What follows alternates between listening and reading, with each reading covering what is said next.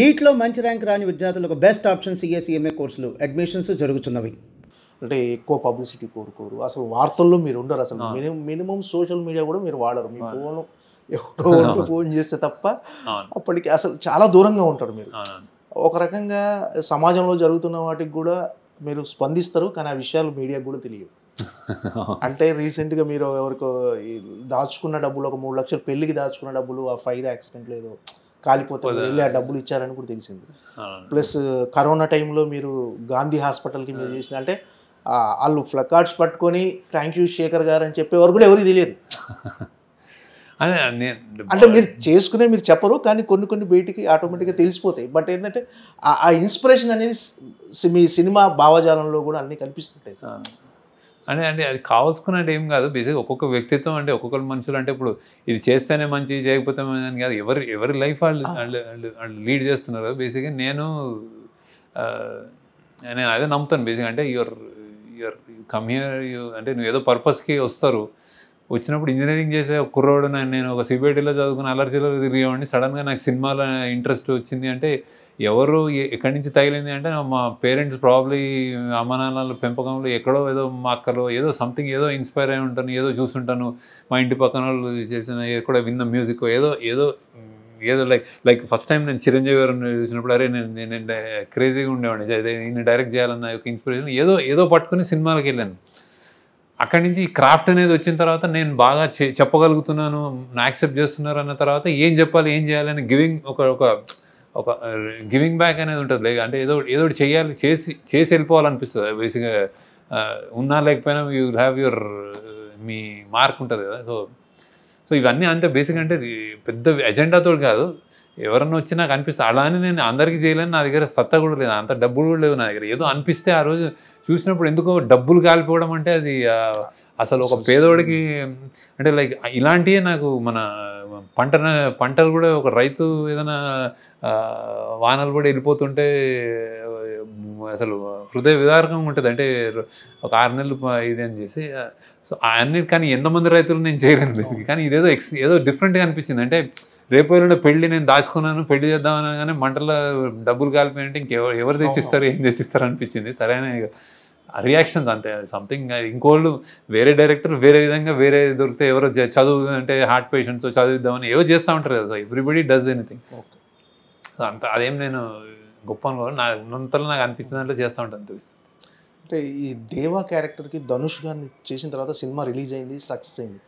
Success అయిన తర్వాత చాలామంది అంటే సోషల్ మీడియాలో ఏం ట్రోల్స్ మొదలు పెట్టారంటే, ఈ సినిమా శేఖర్ కమల్ గారు తెలుగులో ఏ హీరోకి చెప్పినా చేసేవాడు కాదు, వాళ్ళు క్యారెక్టర్ చేయలేరు అని. అంటే అసలు మీరు ఏ హీరోని అప్రోచ్ అవ్వలేదు. డెఫినెట్గా ఈ సినిమా కేవలం దేవా క్యారెక్టర్ మీరు ధనుష్ గారికే చెప్పారు. కానీ ఇదో రకమైన ట్రోల్స్ స్టార్ట్ అయ్యాయి సార్ సోషల్ మీడియాలో. అసలు మీరు ఏ హీరోకి చెప్పలేదు కదా సార్ తెలుగులో? అలా అసలు చెప్పలేదు. అది ధనుష్కే చెప్పాను. ఎందుకో ధనుష్ కనిపించాడు అట్లా. సో ఐ థాట్ చెప్పాను. ఇక్కడ ఎవరు చెప్పలేదు. చెప్పినా అంటే మన ఎవరికి వాళ్ళు యాక్టింగ్లో బేసిక్గా ధనుష్ ఎక్స్ట్రాడినరీగా పర్ఫామ్ చేశాడు. ఆ పర్ఫార్మెన్స్కి ఇప్పుడు నేషనల్ అవార్డు వస్తుంది అనుకుంటే అది నేనేం వేరే వాళ్ళు బ్యాడ్గా చేశాను అట్లే ఏం లేదు. అది దీనికి నేను అంతగా ఓవర్వెల్మ్ అయిపోయి నాకు అలా నచ్చింది కాబట్టి అనిపిస్తుంది. వేరే యాక్టర్ ఇప్పుడు తెలుగులో ఏదైనా యాక్టర్ ట్రై చేస్తే వేరే విధంగా ప్లే చేసేవాడేమో, వేరే విధంగా చేసేవాడేమో, వేరే ఏదో వచ్చేదేమో. అది నేను మాత్రం ధనుష్ అనుకున్నాను బేసిక్గా. సో కానీ అతను చేసిన విధానం ఇదంతా నాకు 200% ఇంకా అసలు అంటే ఎవరు చేయలేరేమో, అంటే వేరే యాక్టర్ని తక్కువ చేయడం కాదు, ఈ పాత్రలో ఇంకెవరిని ఒకసారి చేసిన తర్వాత చూడలేము మనం బేసిక్. సో ఇప్పుడు స్వాతి ముత్యం కమల్ హాసన్ చేశారంటే ఇంకెవరైనా ఊహించగలరా అంటే చేయలేము మనం అట్లా. So once it's delivered. So ఈయన డెలివర్ చేసేసాడు ఒకటి అది.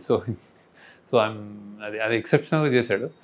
సో ఆ ట్రోల్స్ అన్ని ఇంక ఈ మధ్య ట్రోల్స్కి నాకంటే అసలు అంటే నిజంగా మనుషులకి మనం బతుకుతున్న విధానానికి ఆ ట్రోల్స్కి ఎవడో చేసిన కామెంట్స్కి అసలు సంబంధం ఉంటలేదు. అది నేను యాక్చువల్లీ అసలు చూడను. అసలు ఎప్పుడు ఎవరో గట్టిగా చెప్తే నేను కామెంట్లు చదవను, ట్రోల్స్ నేను అసలు స్పెండ్ చేయను దాని మీద. నేను ఆ ఇన్స్టాగ్రామ్ రీల్స్ బైట్స్ వాటెవర్ ఏమో అంటున్నారు నాకు అసలు తెలియట్లేదు కూడా. జెన్జీ టర్మినాలజీ కూడా నాకు చాలా తెలియదు యాక్చువల్లీ. సో మెల్లగా ఏదైనా తెలుసుకోవాలేమో కానీ నేను చూడను యాక్చువల్లీ. నేను చూసినా కానీ నేను ఎఫెక్ట్ అవ్వను బేసిక్. అంటే నాకు ఇంకా అంటే నేను ఇమాజిన్ చేయగానే అక్కడ ఎక్కడో కుర్రాడో 10వ క్లాస్ వాడు కూడా పెట్టి నేను ఇష్టం వచ్చినట్టు అది వాడికి ఏం తెలుసో తెలియదో వాడి ఫ్యాన్ ఎవరిదన్నా వేరే హీరో ఫ్యాన్ ఉంటే మా హీరో చేయడం ఏమన్నా 2 కొట్టేయడం అయిపోయింది. అంటే ఆనంద్ అంటే డాలర్ డ్రీమ్స్ శేఖర్ కమ్ల గారికి ఇప్పుడు కుబేర శేఖర్ కమ్ల గారికి 25 years జర్నీ, ఈ జర్నీలో మీలో మీరు గమనించిన మార్పు ఏదైనా ఉందా సార్? ఇది మార్చుకున్నా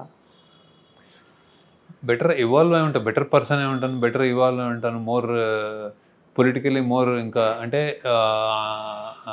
ఎదిగి ఉంటాను బేసిక్గా. 25 years తక్కువ టైం కాదు. అంటే ఒకడు అంటే మనం సమాజంలో బతుకున్నప్పుడు ఎవ్రీ డే ఒక లెర్నింగే ఉంటుంది. ఎవ్రీ మనిషితో ఒక పరిచయం అదొక లెర్నింగే. ఎవ్రీ సినిమా ఒక లెర్నింగే.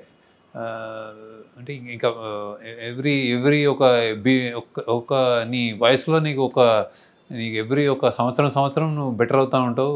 నీకు ఫిజికల్గా నీ జుట్టు తెల్లబడుతుంది.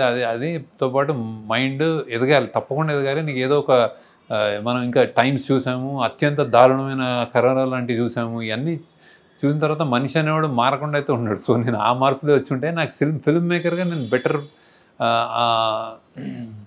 సినిమాకు బెటర్మెంట్ అంటే అవగాహన నాకు కొన్ని తెలియని తెలిసి ఉండొచ్చు, నేర్చుకుని ఉండొచ్చు. సో పొలిటికల్లీ కరెక్ట్గా అంటే ఏం చెప్పాలి ఇంకొంచెం బెటర్ అయి ఉంటానండి అని అనుకుంటాను నేను.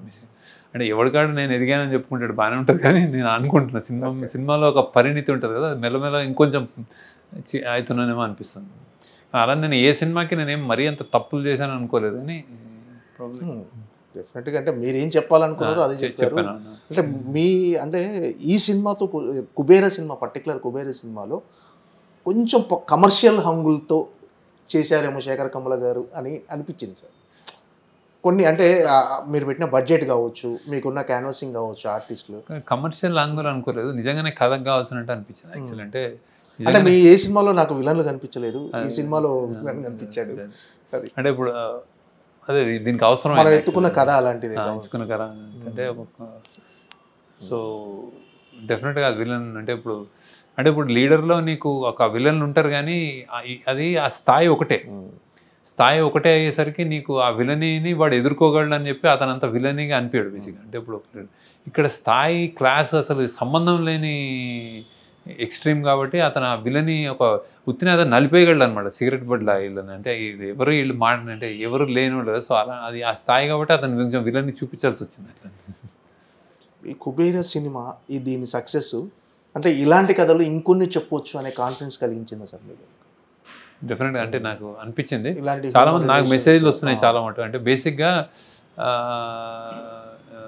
ఇది కొంచెం అంటే మెయిన్ స్ట్రీమ్లో ఇట్లా బ్లాక్ బస్టర్ అయ్యి థియేటర్లు ఫుల్ అయ్యి హౌస్ఫుల్స్ అయ్యి వెళ్ళడం అనేది చాలా నిజంగా అంటే మంచి థియేటర్కి రావడం చాలా కష్టంగా ఉంది యాక్చువల్. తప్పించడం చాలా కష్టంగా ఉంది. అంటే చాలా పెద్ద స్టార్ ఉండాలి, చాలా హంగులు ఉంటే తప్ప థియేటర్కి రావట్లేదు అనేది నిజం యాక్చువల్లీ, నేను గమనిస్తున్నాను యాక్చువల్లీ. సో ఇది ఒక మంచి టర్న్ అండి, గుడ్.